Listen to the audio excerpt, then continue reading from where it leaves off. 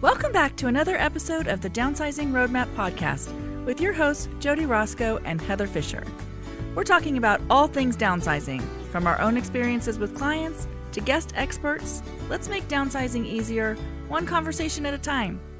Hey, thank you for coming back to our 4th episode already. Oh my gosh, exciting. Of Downsizing Roadmap. I'm Jody Roscoe. I'm Heather Fisher. And today we're going to talk, we're going to do a book review.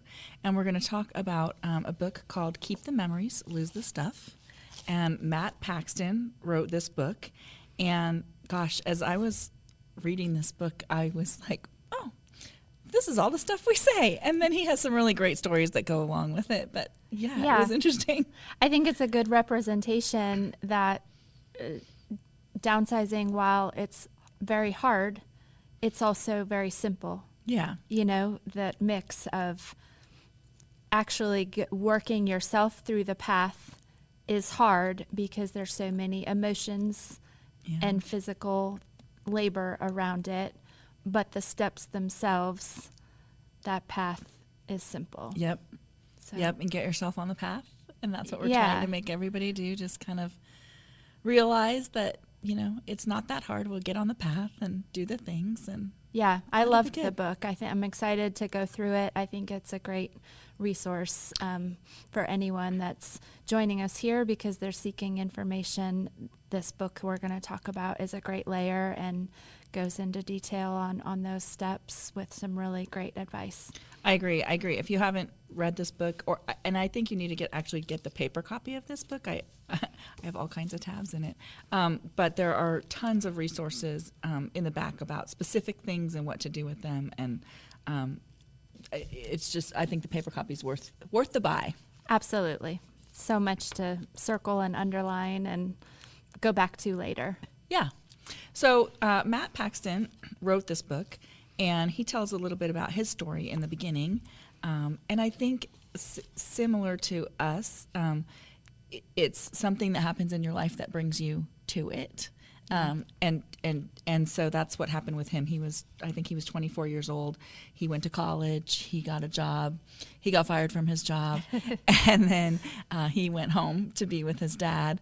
And then right after that, his dad was diagnosed with cancer and passed sadly very quickly. Yeah. And so some of the lessons that he learned while his dad was still alive was that his dad's friends came over and just told stories with him and shared some time with him. And he said his dad's favorite thing was to give parties. And so that's what he did. He didn't want to get rid of his stuff. He wanted to, give parties and be with the people that he cared about, which is really what you should be doing. Exactly. I was going to say, I'm fully on board with that philosophy. Yeah. Do all the preparing way before you're in a crisis situation. So you can just enjoy. Well, I don't think he did the preparing before he got to the crisis situation, but when he got to the crisis situation, I do think he handled it correctly. And he just, kind of did, spent the time with the people. Right. And so he realized that stories were what was going to keep his dad alive after he was gone. And so then he ended up with a 4,400 square foot house or whatever it was, full of stuff that all reminded him of his dad. And one of the things he says in the book is, I didn't actually want to keep everything. I just couldn't stand the thought of getting rid of my father's stuff. And I think that is so true. We don't actually want the things, but we think we're getting rid of the memories. Yeah, or getting rid of shifting the person out of our life. Yeah. If they can't be there. Yeah, which isn't the case at all. The memories are really and the stories around the memories. We're going to come back to stories over and over and over, you guys. So that is really going to be something that we talk about a lot, and how are you going to get your stories out. But that was kind of his aha that he found, that he got from doing that and going through his dad's house. And he talks about in the book about how that all happens. But he ends up with a 9-step process. I'm going to say the steps real quick, and then we'll kind of dig into them. Yeah. Okay, so step 1 is uncover the stories behind the clutter. Step 2 is define your finish line, which means, well, we'll talk about what it means in a second. Step 3 is take the first baby steps. Step 4 is sort through your pictures and your documents. The hard stuff. The hard stuff. Mm-hmm. Step 5 is decide what to keep and to build your legacy list. And we'll talk about what a legacy list is. And I love this idea. Step 6 is deciding what to give away. So keep, give away. Step 7 is, did I miss a step? Cleaning up. Oh, deciding what to sell. It's not on this page. Step 7 is deciding what to sell. So keep, give away, and then sell, and then cleaning up, and then moving forward. Because I think that's really the other part of what it's really about, is what that's going to look like. So your stories and your future. That's what it's about. Yeah. So step 1, we're going to go into that. So uncover the stories behind the stuff. And after he did his dad's house, he thought, oh my gosh, this is interesting. And somebody told him that Etta is her name, that she needed help and he could get paid for it. So he was like, oh, that sounds good, since he lost his job and he was living with his dad. And so he ended up going to help her, and he really thought he was just going to be moving around boxes and doing things that, getting rid of things. And what he ended up doing was listening to the story of her life through her stuff. And once he did that, he realized, this is what I want to do for my life, because it's really interesting. But what I love about his philosophy is that he celebrates those stories and he listens to those stories, and they have fun. They have fun with it. I was thinking as I was reading this first part of the book that, if you're listening to this and you're that adult child that is helping someone that needs to, I think, we can tend to be like, okay, we just have to get this done. We have to get this done. And you think that taking the time and going slowly through items and listening to the stories will slow you down. But I really was feeling like doing that will speed up the process, because the person who's telling the stories can then move forward with getting rid of it and not putting up roadblocks, because they're feeling heard and enjoying sharing those stories and feeling all of that. So that resonated with me, that really when we may be helping someone, he talked a lot, I'm not sure which page it's on, he talked about like tips for being a good listener. Yeah. And that is maybe the skill you need more than sorting skills or knowing the resources. I mean, all of that will help it, but if you can give someone that good listening ear, you can help them through the process. So if you're helping someone else and that's why you're listening, that really stuck with me. Yeah, I underlined it too. It said, if we don't know the stories behind the stuff, we'll never be able to freely let go of it. And if they can freely let go of it, it will speed up that process. Mm-hmm. But also, I feel like that's a part I missed with my mom, and I can't get that back, to be honest with you. I wish I had, read this book before that all happened, because I'm sure she wanted to tell me her stories, but she didn't know how to articulate. That's mm-hmm. what she needed to let it go. And I didn't know to ask her to do that. So it's, we were just a little off on that, but I wish we had been able to do more of that. Yeah. An interested audience. And so, that can be your family, that can be a friend, that can be a professional. That's what he does. He's a professional, and professional listener. Yeah, he's a professional listener, and then he carries some boxes. Yes. So it just find somebody that will, listen to that and enjoy hearing about your life. Yeah. I think that's really cool. And a huge, huge part of it, really, probably it's step 1, but I think it's one of the bigger parts of it. Yeah. Step 2 is define your finish line. So he's talking about deciding where to move and what that can look like. And so we talk about this in our downsizing class about, getting a little bit dreamy about what your future can look like. And we know that it can be kind of paralyzing. He says the same thing. And I'm just going to read a little section about that, because this is really about your mindset about moving. And it says, he writes, based on my personal and professional experiences, I found that what keeps us from looking ahead is memories. Isn't that funny? The back keeps us from the forward. Surprisingly, it's often not the fear of losing old memories that keeps us in place. Rather, we're afraid to let go and move on because we fear we're not going to make new memories in a different environment. And we know the past and we know the present, but we know that memories will be made here, and the people that we know in our current location, we know the memories we've already made here, but we don't know what memories we're going to make and who we're going to meet and what that's going to look like for the future. And that's scary. And I thought, wow, that is really true.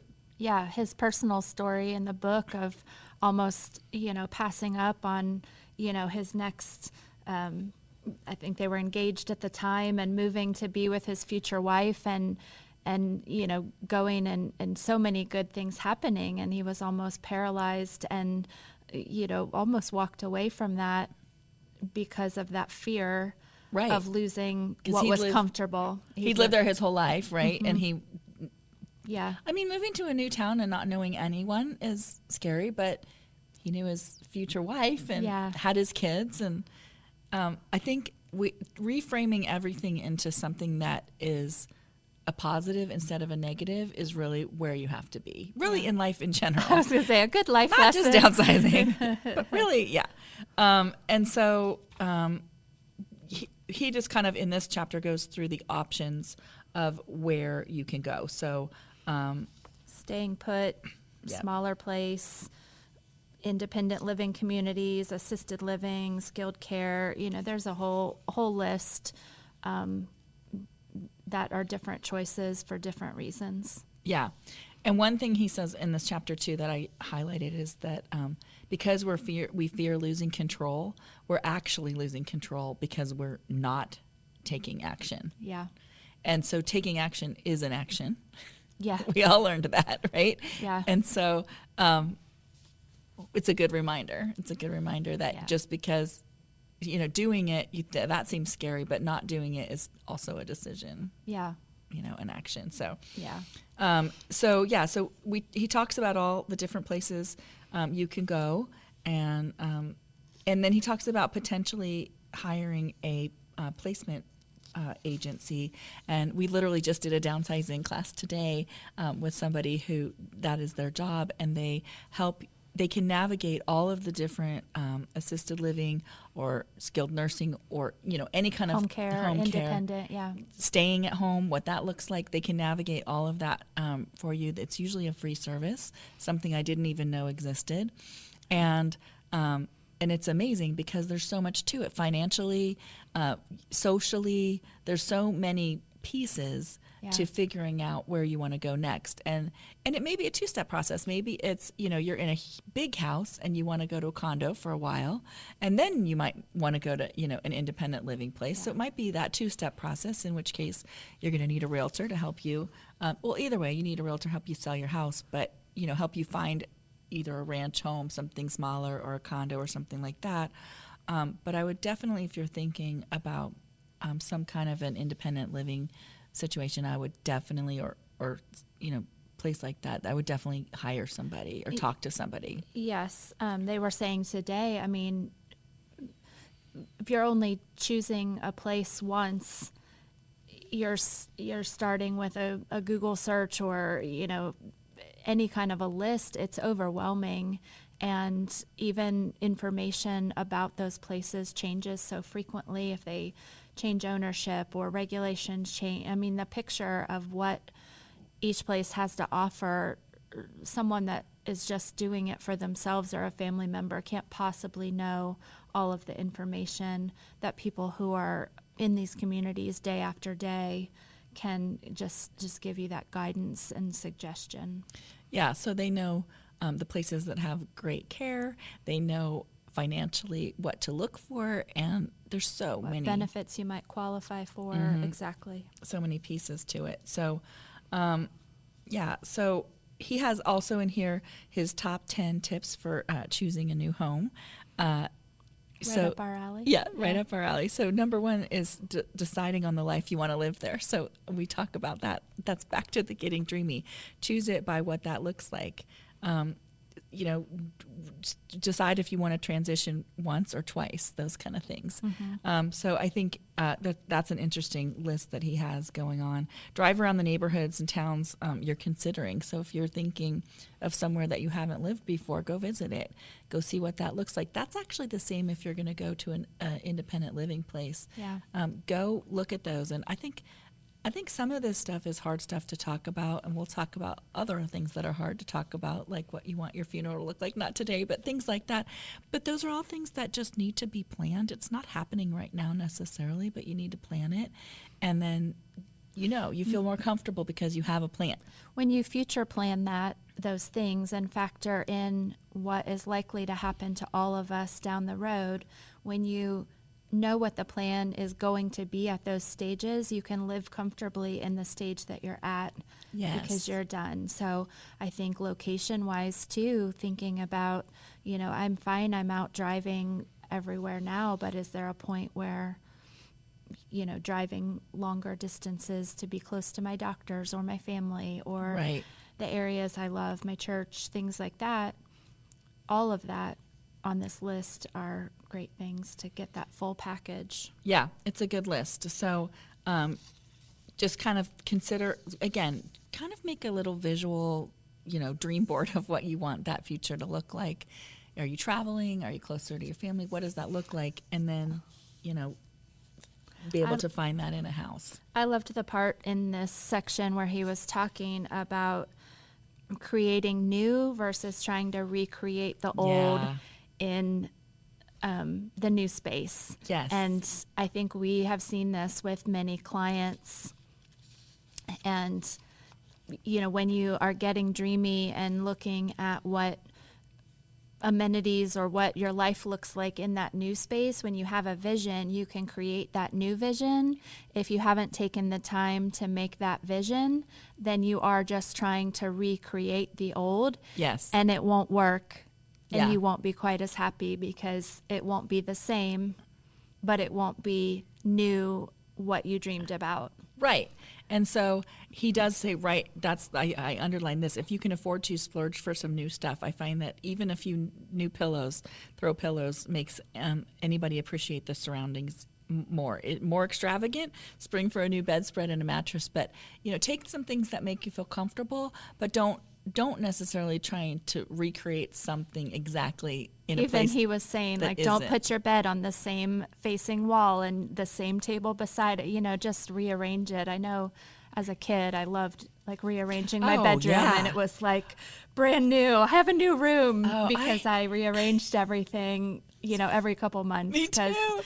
That was my hobby. But I think that, that mindset of like, it can be the things that make me comfortable, the things I love. You don't have to go spend a fortune, but some of those small changes to use something in a different way or to, just create that new environment, even if it's not all new stuff, is a great way to make the transition not feel like you lost the old. Again, a positive. Yeah, back to a positive. Creating a new and better. So the quote he wrote on that is, but really what matters is the new life that you want, not the stuff that you take with you. Yeah. Yeah, I love that. So it starts with planning and thinking at the beginning. Yeah. Yeah. And probably getting rid of more stuff than you think. Yeah. But that's okay.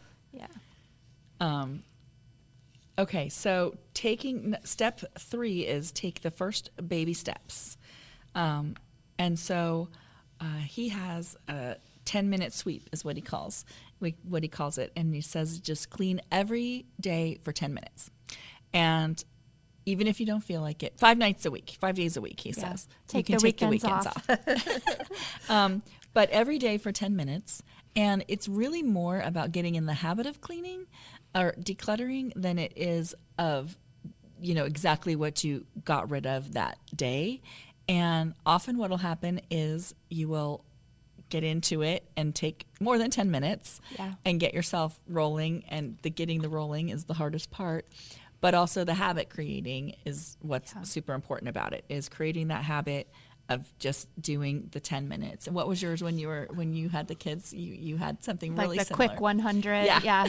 And we would just go and grab 100 things that could be moved out of the house. And that feels like a big number when you first say it, but it can just be quick and be all the stuff that you just walk past, and, junk mail or school papers at the time of my life when that was what piled up. And so you can do that. She told me about this, and I did it for 3 days in a row. I think I did. And it really was. I mean, it sounds like 100 things, but I cleaned 100 things out of my pantry, kitchen, because there's stuff that's expired. I mean, you just don't realize, and you think, I can't possibly have that much stuff. But the statistic is 300,000 items in the average American house. So 100 things is hardly a drop in the bucket of what that looks like. And so we talk about it, and then he was saying it, and in the book, and we've heard it from other sources, but never start. I mean, I think the 10 minutes a day or doing a quick 100, or we say in our classes, start with the easy stuff. Yeah. It's all about gaining the habit and some momentum. Yep. Get some quick wins. Like, wow, I cleaned every day this week, decluttered, 10 minutes every day.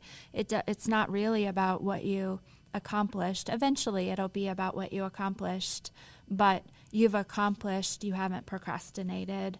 Right. And that once the ball starts rolling, it's so much easier. yes. Yeah. And once it's just in your daily routine as a habit, like if you did the dishes every day, you get that habit done, and then that's done. And then it feels weird if you aren't doing it, right? Yeah. And so it'll just turn into something that you do, because after you move, you want to keep that habit. You just want to keep that habit. If something comes in, something goes out, you don't want to. It's like, when I was little and I just didn't clean my room like my mom told me to. And so it was just, piled up and piled up and piled up until one day I had to clean it, and it took me like 10 hours. And it's the worst day ever. Your friends are out playing and you just want to do it. And so you don't want to turn that, you don't want to turn around to turn to the next place and do the same thing to it, right? So you just want to get that habit going. Yeah. So set a deadline. You need to commit to your deadlines of, hold yourself accountable to what that is, but set yourself a deadline. Understand your why. We already kind of talked about that. The reasons that you want to get the clutter out of your life, back to that dreamy future. And what's that going to look like? What does your vision board look like? What does less stress, look like in your life? I think he said, no, you don't need more stuff. Talking about bins and labels. Oh, yeah. And a labeler and all of the things. And I think that, at some point there might be some room for a few things that keep organization better, but those come at the end. Yeah. I think the worst thing you can do is buy all of the organization, looking at what you have, thinking, I need to organize all of this. I think, no more bins. He said it. We know it's true. Declutter first. Yeah. And then when you have a picture of the smaller amount of things, there's helpful, drawer organizers or things, but don't start with, it will be better if I just have all of this stuff in matching bins. It Right. won't work. I mean, we can end up like that, but if you buy 57 bins, you'll keep 57 bins worth of stuff. Yeah. And so I think that's, and he said that's a way of procrastination too. Mm-hmm. Like, oh gosh, I have to organize it, and it's like actually not going through it, right? You're procrastinating You doing just it. brought in more stuff. Right. Yeah. Okay, choose a space that sets you up for success, so don't feel like you need to tackle the hardest parts. Start with your junk drawer. We literally say this like practically verbatim. I had not read this book. We have had this class for years, and I'm like, oh, we say exactly that. Start with your junk drawer, areas that you tend to put things once you are kind of done using them, like the garage or the attic or the basement are probably going to be a little bit easier. And, start now. That's get it done. I really liked the permission for the maybe pile. Yeah. And I feel like, I've moved from, a house I was in a long time into a transition house and, plans for the next house. And so some of the stuff I packed away in storage, I I mean, I feel like that's my maybe pile, because at the time I moved from the house I'd been in for a long time, it was decision fatigue and feeling like I'm giving away so much in, donating or going other places. And so I did get to that point where we see many of our clients like, I can't just give away one more thing. And so I loved that permission for the maybe pile, where as you're getting started, you don't have to make finality decisions on everything. It's okay to let something sit for a minute, a day, a week, a month, however long, and then revisit. And once you've gotten rid of other things and realized that it's okay, those maybes become easier to let go of. And I don't know if he had a stat on it, but he said most of the maybe pile ends up moving out of the space because it just had to marinate for a minute. Well, and I think if you're working in a specific day and things start ending up, almost everything starts ending up in the maybe pile, it's just time to be done, because your decision fatigue has taken over and you just can't decide one more thing. Yeah. And so you're just keeping everything because you can't decide anymore. And so watch yourself as you're doing it. If that maybe pile just is like, oh, maybe, I don't know, then it's time to, take a break. Yep. Go celebrate the things you already did today and come back another day. But yeah, I love the maybe pile. He also talks about freeing yourself from guilt. It's, building the life that you want, not the life that you think you should have or someone else thinks that you should have. We talk about guilt a lot. And also loving who you actually are. If you have a bunch of gym equipment and you're really not sporty, or you used to be sporty, it's okay. Who are you today? Who are you going to be? That's really what we're going with. Who are you going to be? And what does that look like? And are they going to use the equipment that has dust all over it? Probably not. Maybe you'll find, a yoga class with friends that you go to. It's not like you have to give up fitness, but maybe that just wasn't the path. Yeah, I think it's finding who you are and what you truly want to use. And embracing it, not back to not somebody that you think you should be. Yeah. Or if you think you should really be that person, go be that person. Yeah, right. So and then take that time to celebrate and give yourself that pat on the back of what you've done today and what you did, in the past week, month, whatever. Celebrate. Take that time. Give yourself that credence, because we that's another book, another day. But The Gap and the Gain is an amazing book about that. But just that we just are always, what have you done today? What's next, and not giving ourselves that credence for what we've done, because it's hard. Well, and I think back to that 10 minutes a day gives you those check marks and those wins versus the weight of, oh, I didn't do that yet. Yeah. Just small gains. Yep. Step 4, sort through pictures and documents. So the hard stuff. Yeah. I actually am not going to go super deep on this one, because I honestly think we need podcasts on both pictures and documents.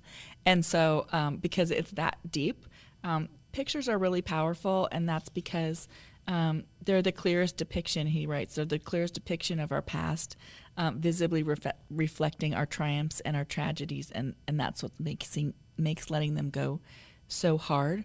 But there is definitely a path to dealing with your pictures, and we'll talk about it, I think, in another one. Yeah. Just some quick little things about it. You want to lose that bulk. You're going to have a bunch of pictures that you don't need as you go through them. The triples, because that's what you always have, the triples, the giraffes, the beach, the landscape, there's all of those, the blurry ones, the ones where your face doesn't look good. Because now we have thousands of digital pictures. We take one until we get it right.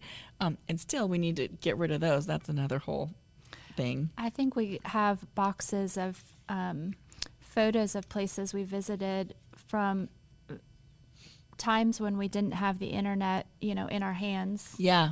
And so maybe there was more of a place for that, but I know that the the professional photographers are much better at photographing the beach or the landmarks that I've been to. So I think is definitely an easy place to start. If there's no people that mean anything to you in the photos, start with that. Right. Or you don't know them anymore. Like, I mean, that's sad, but that can be a thing where, those stories, again, they get lost.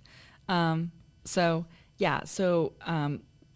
that's the gist of it. And then there's just different ways that you can save them. In the end, he's saying no more than 2 shoe boxes. You should be able to pick them up and walk away with the amount of photos that you have. And maybe even none if you're going to digitize them and, use them in that way. So we can talk about photos on another day. Paperwork also, same thing. It needs its own episode. But he has a great list in here of the papers that you actually need to keep, and they're way less than you actually think. You do not need your taxes from 1972, or well, I found those at my mom's house and many other years.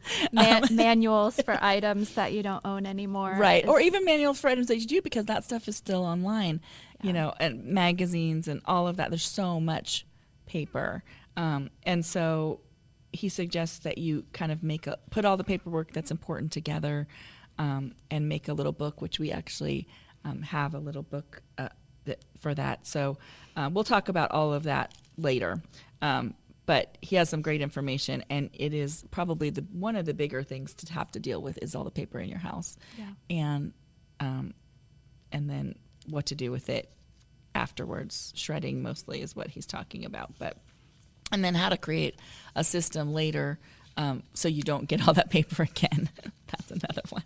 Yeah. So step 5 is decide what you want to keep and build your legacy list. So the legacy list is kind of his plan. He actually has a show now. He used to be on Hoarders. He was one of the people that was on Hoarders, but now he has his own show, and it's called Legacy List. So that's what I think he feels is like his biggest piece of what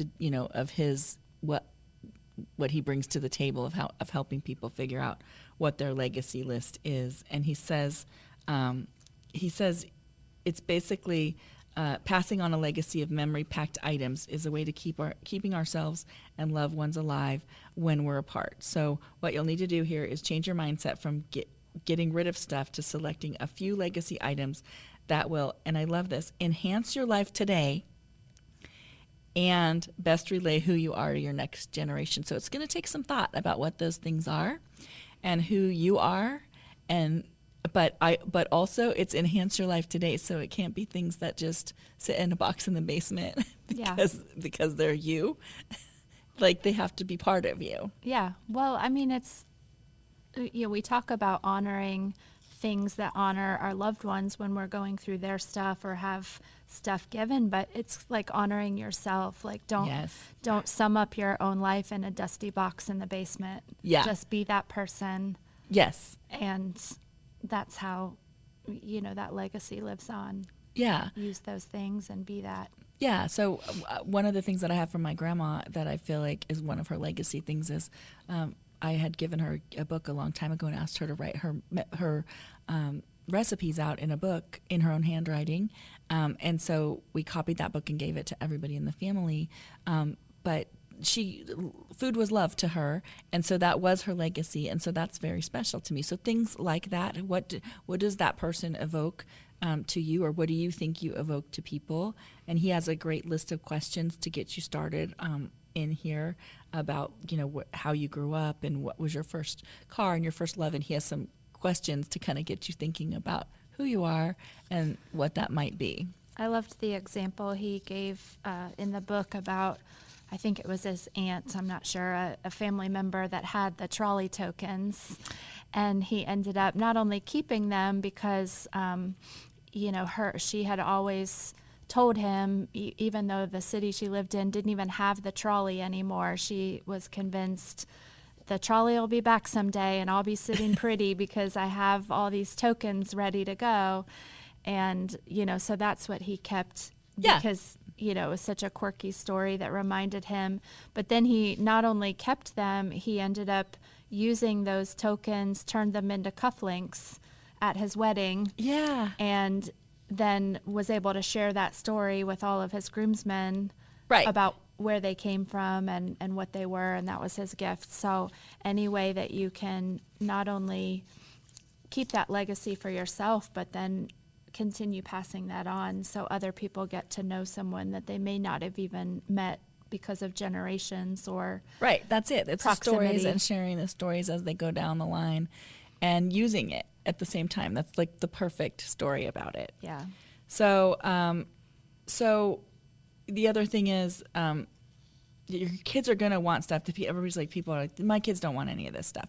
And that's not true. They just are going to want things that maybe you didn't pick out for them. So their memories of you, let them have the things that really evoke their memories of you.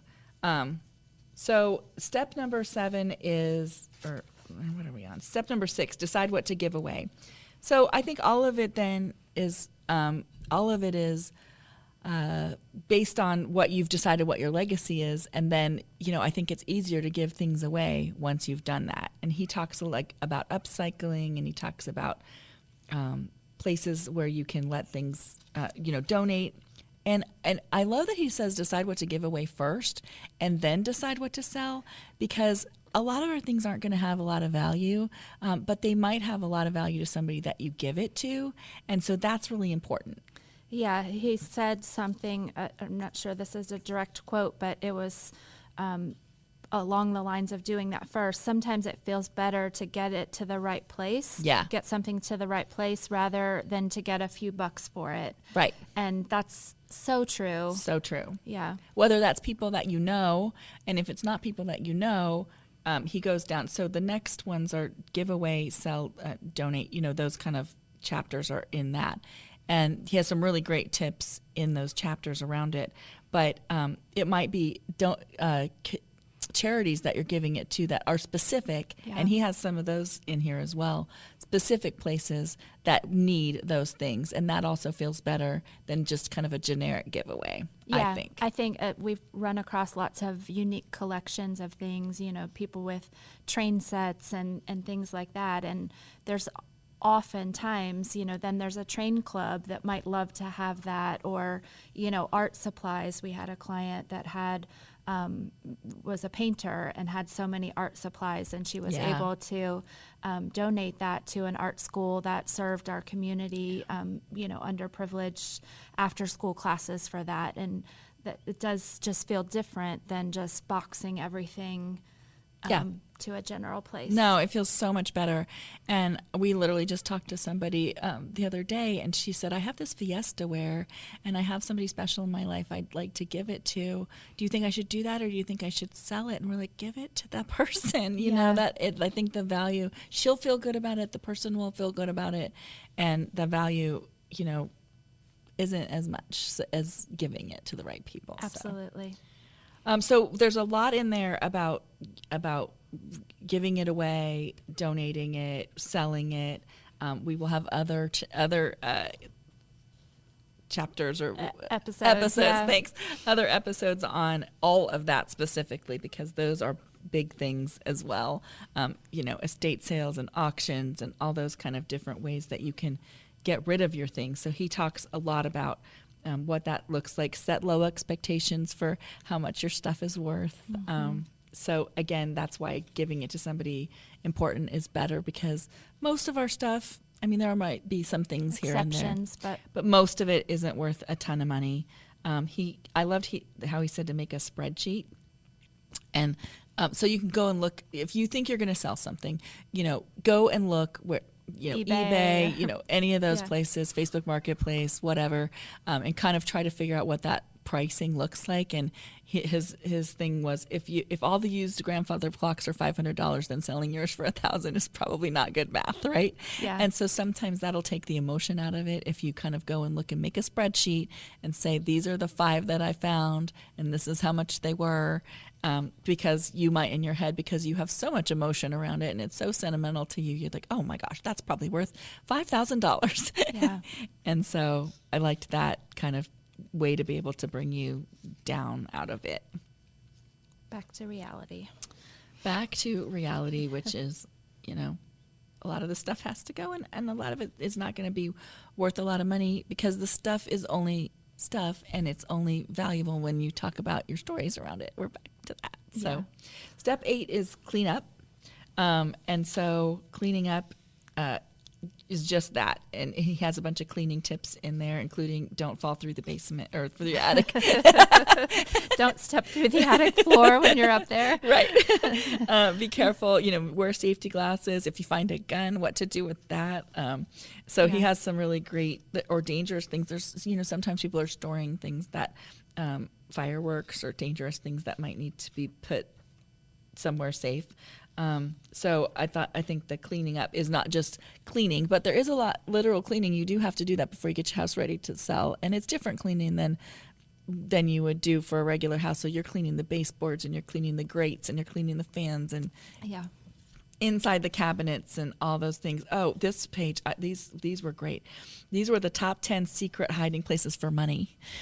Yes, so that was so interesting. It was really interesting. So that's a good page. So when you get this book, you can read it. Shake out every book before you donate. Yeah. And toilet tanks, freezers, pantries, bookshelves, under the floorboards, old trunks, closets, drawers, and in the backyard. Oh my gosh, how are you going to dig up stuff in the backyard? How would you and know? Birthday cards. They forget, they put the card and then they forget. I've even had that with my kids when I was going through their stuff, like that they just put the card away and didn't realize that they'd missed a gift card or a birthday or whatever. So happens to all of us.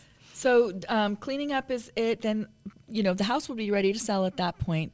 But then step 9, and I love that he puts this as that last step, is move forward, right? Moving forward, actually physically moving, saying goodbye to the house, taking pictures of it, taking that time to, walk through the rooms. And I like what he said, too, in the taking pictures. Remember to take pictures before you pack everything up. Yeah. So you have pictures of each room as you lived in it. Yeah. And then take a second set of pictures. Yeah. So you just see the house. But you'll treasure just those pictures of the rooms as you lived in them before you do all of this. So maybe that needs to be way back, like step 0. Step 0. Take pictures of the house before you start. But I think people can treasure that. And feel the feelings. He's like, just feel them. It might be sad because even when things are forward moving are great, it's still sad to leave some things behind sometimes, and that's okay. So feel those feelings. I love that. And he says in there, honestly, he made the move, and it was really hard for him, and he made the move, and then after he'd been there a little while, he said, I don't even remember the things I gave away. I don't remember a single thing. And I've had that personally experience. Absolutely. That I cleaned out things and I couldn't tell you 6 months later what was in the box that I donated.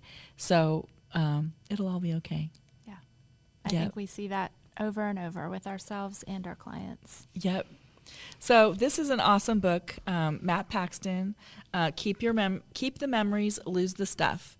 I would get it. It has great tips in it. It has some great resources in it. And I learned a couple things out of it. And I also learned we're right on track on all the other things that we're doing. But I definitely really enjoyed that book. Yeah, I think it will be a great resource for anyone that dives into it. So awesome. So we will be back for our next episode. What will we be talking about next, Jody? Next time we're going to be talking about the mindset of downsizing. So that first step, that's kind of that dreamy step that we talk about a lot.